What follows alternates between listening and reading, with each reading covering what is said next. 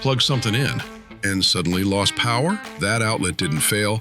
Your generator's ground fault circuit interrupter just did its job. GFCI outlets shut off power instantly if they detect a potential shock hazard, like moisture or a ground fault. Just press reset to restore power, but make sure everything's dry and safe first. Refrigerators are a common issue. They can trip the GFCI when the compressor kicks on, especially if there's a tiny current leak. If your fridge keeps tripping the GFCI, try plugging it into the 30-amp outlet using an adapter cord or splitter. That outlet isn't GFCI protected and can handle larger loads.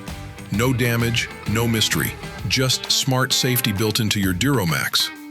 Be ready, stay powered with DuroMax.